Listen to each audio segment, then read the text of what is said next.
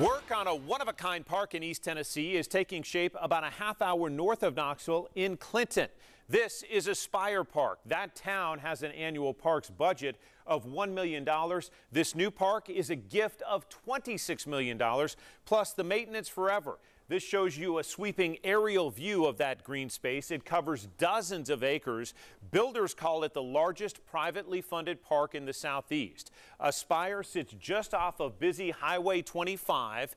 It's nestled among and below these ridges, and you can see the town of Clinton just across the bridge here. It's that close. It's set to open in about a year, and we're about to show you its many outdoor options. A tour tonight from the man behind the vision.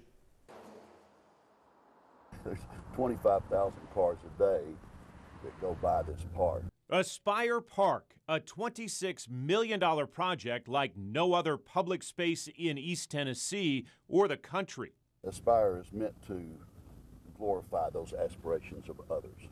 The donor behind this outdoor oasis says it will be world-class. So there's 963 trees of probably about 80 different varieties. We will have a greenway walk, a 10-foot wide greenway walk all the way along the river. We try to pick out roughly nine designers and let them do two trails each. Aspire Park is almost equal in size to Lakeshore Park here in Knoxville, where I'm standing.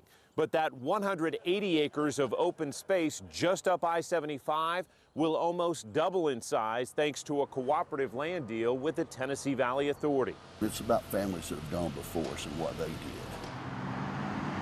Just across the bridge from downtown Clinton, on a tour of this one-of-a-kind park, benefactor, designer, and architect Joe Hollingsworth offers a glimpse behind his vision. A place to have a picnic for families, or class reunion, or car show. This drawing helps picture the scope of this project. The grand entrance features parking and pavilions for all kinds of gatherings, including weddings and events. Another corner offers a boat launch and access to paddle sports along the Clinch River. Woven into these ridges, a new destination for hikers and mountain bikers. 18 miles of trail open to a range of abilities are in the final stages. And add to that, a pump track and bike skills course meant to attract competitions with the world's best. What do you hope this does for the town of Clinton? I hope that it creates an economic destiny that we should have, that we should enjoy for the next 50 years. Joe Hollingsworth is a hometown boy. At the age of 15, he built his first house, then built a multi-million-dollar industrial real estate business. Now in his 70s, he wants to lay a new foundation for the future of Clinton.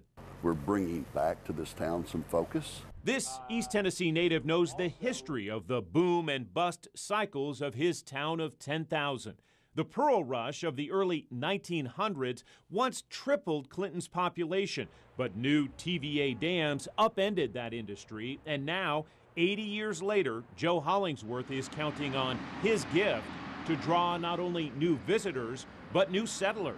So much national attention and regional attention already that we feel like this will feed on itself and give natural growth to a town that deserves it. It's an economic driver that also holds symbols of American sacrifice.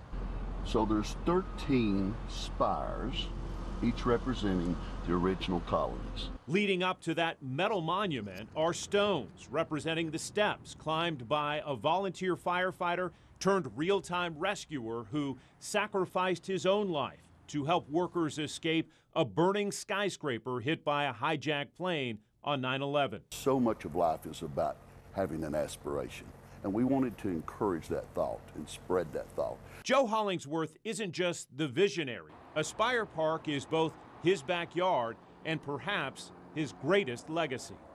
Just the thought that some dad, some mom bring their kid here, and then when they grow up, they'll bring their kid here, and the generations go on and on.